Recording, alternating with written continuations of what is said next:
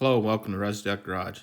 The other night after work, my grandson Logan and I decided to drive into town in the 1956 Oldsmobile to see a friend of mine, Jeff White. You may remember Jeff. He sold me the 1964 Kenworth A model truck with a 350 Cummins engine. I'd given him a Ford Ranger and needed to drop off the title. Time friend there, Jeff here, and he sold me some really cool stuff that just picked up that his good friend of his, family member, used to own Oldsmobile dealership in Coos Bay, Oregon. And they found these, the gentleman that passed away, Lou Bonk Incorporated in Coos Bay, Oregon. And just happened to be, we were driving our 1956 Oldsmobile over to Jeff's to drop a title off to him, and he broke this stuff out and showed it to me. I think it's pretty doggone cool. And he's got some old ones in there that Lou had worn back when he was wrenching the day. Well, I tried to find a little information about Lou Blanc Incorporated in Coos Bay. Apparently they were an Oldsmobile and possibly a Cadillac dealership at one time.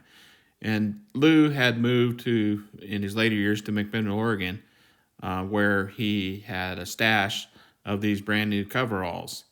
When he passed away, when they were cleaning out the closet, they had found all these coveralls. And a friend of mine is going to give me a pair. But I thought they would be pretty cool with this Oldsmobile, and they really match it very well with the red and white colors. After visiting with Jeff, Logan and I decided to drive the Oldsmobile into town to get it washed. And we decided we'd pick up my dad along the way. And he had just gotten home from a drive in the 1930 Ford Model A.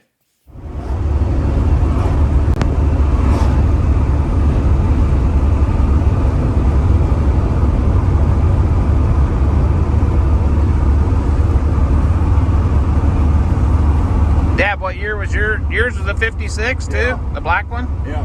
What year is this one again? 56. Yeah, same dash and everything, man. Except it didn't have these on there. Yeah, the race gauges. Yeah, it had all in that. Mine was all black on the outside and white interior on the inside. Yeah. That's beautiful. Yeah. I like this actually better than I did mine because two-tone, Yeah. outside and everything like that.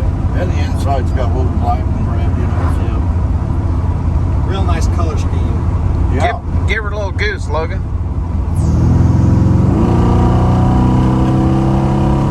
What do you think of the pipes, Dad? Sound pretty good. Yeah.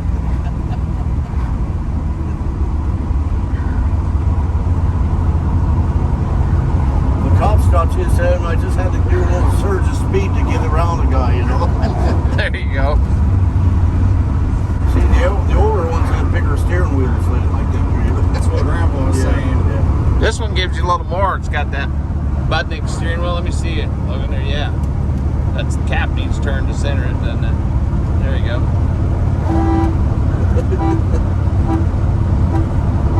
Almost there. You'll have to honk it. Tom, yeah. Yeah. Oh, buddy Tom there. It's just about there.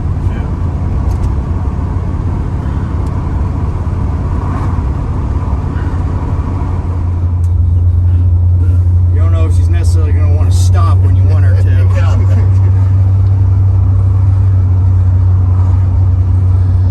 Or if they're going to stop. Yeah.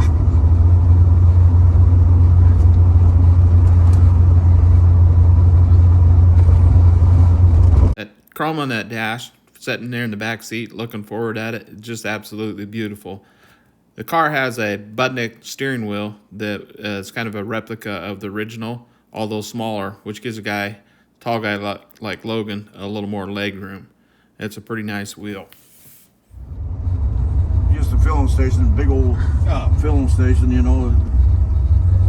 high doors and stuff to pull in, where to do your greasing and change tires. Oh, okay. But they had a cafe there too, remember? Yeah, the yeah. Rocket Cafe. Yeah, yeah. That's where everybody'd go after they close up the bar. Yeah, you're exactly right. You pulled right up to the doors right up there, lined right up. Little old small place. That was the old Rocket Cafe. And if you wanted to fight, you go down on 3rd Street on Friday or Saturday night. That's when they had, there were 3 or 4 of those families. There's always 3 or 4 or 5 boys in each one of them there. I can't remember all of them there. The Drapers was one of them. Drury's? The Drury's, yeah. Yeah. And who else? Oh man, you could always figure there's going to be a fight going on. I'll tell you down there.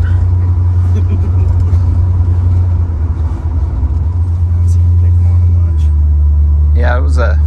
Is there a license on this, Russ? Nope, they've been expired since August of 21. Logan, you don't have your wallet with you? Nope. We were just going to town, or down to the Amity. We didn't think we was going far. Yeah. Yeah.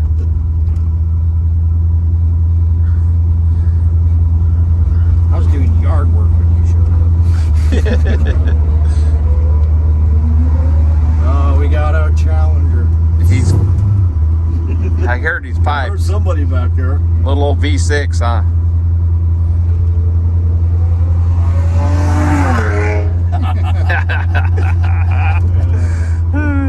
Keep her up, buddy. You'll buy the town another little tree or parking spots. Yeah. You'll find that cop.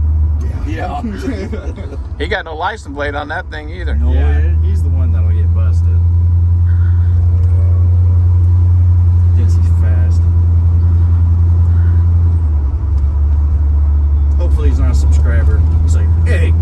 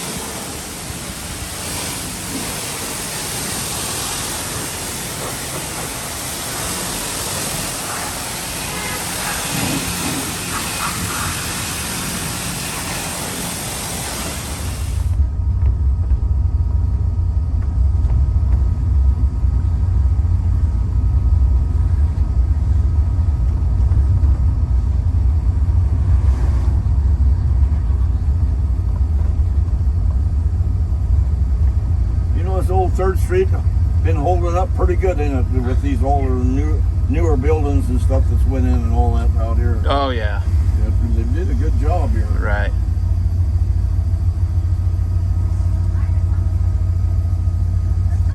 Well, we washed the car and towel dried it off, got it all shined up, and we decided that we would drive down 3rd Street here in McMinn, Oregon, and travel out to the Evergreen Aviation Air Museum, where they have the Spruce Goose located inside of one of the buildings out there.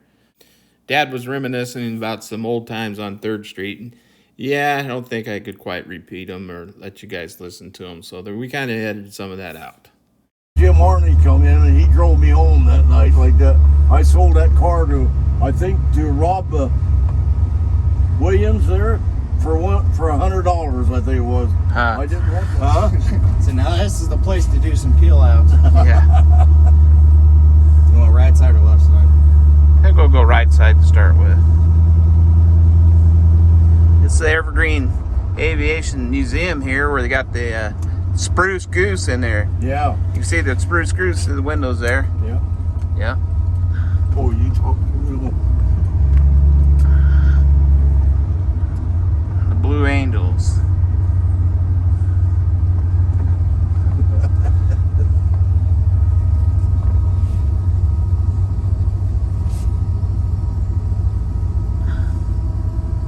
Yeah, drop me off right here.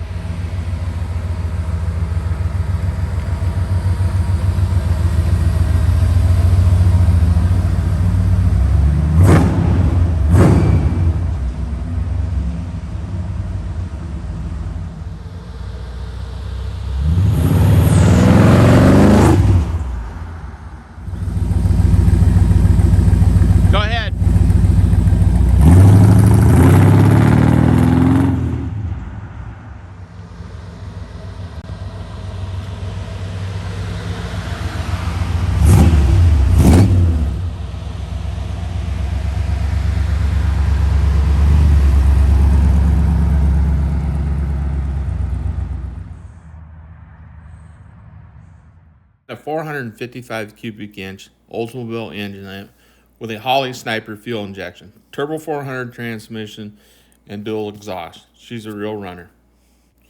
And I thought that was a pretty good picture here with the Blue Angels off to the side here. Dad said he wanted to ride in the back. How is it? Not too crowded, is it? No, it feels good. Cool. Yeah, it's driving great. But the headlight went out, so I'm trying to fix it.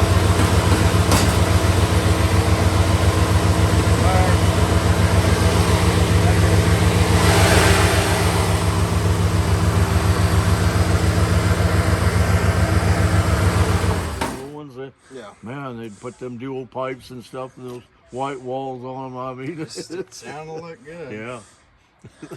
Yeah, they did. Yeah. See, I thought yours was a 57 Oldsmobile, but it was a 56, huh? 56, yeah. Now, 57 had them 2 chrome strips on the back window, didn't they? The 57 back here. Yeah, then there was a little difference in the Window right here, I think they had a couple chrome there was a strips. little difference. Yeah, the 57 Oldsmobile had a 3-piece rear window. Now Muck had that 57, that pink one, years Wow, a pink 57 Oldsmobile. ago like that there, Hmm. Oh. And it was kind of a wider body style and everything like that. I got a picture of that there someplace too, somewhere. Pretty cool. Yep. Well, we're gonna go eat some leftover dinner. Well, our leftover chicken Alfredo with bread was pretty good. Yeah, I fried me some fish this morning. I like that cold fish like that. I do too. Yeah. That's what I'm gonna have, some cold fish there tonight. Any sort of seafood's good. The best seafood. We'll boil me 3 eggs or 4 eggs. There you go. Have yourself a good meal. Yeah. All right. Okay, see you guys. All right, we'll see you later. Okay.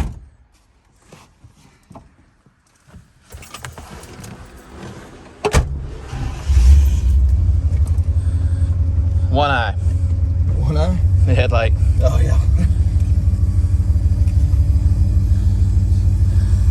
Dad's gonna park the Model A. Get her fired up.